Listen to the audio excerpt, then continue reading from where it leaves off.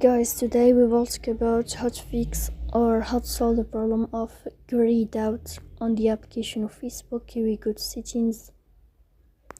In this page, you will click on apps, default apps, app settings. In this list, you will scrolling down until you find Facebook app.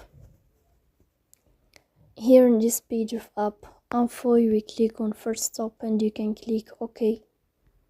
Here you will enter to the window of storage. Then you can click on clear cache. In the end, you can turn off your phone and you can wait a moment to restart your phone again. If it's not working with you, you can go to Play Store. You will search about the application of Facebook and then you can update your app. So please don't forget to support us by like and subscribe. See you next time.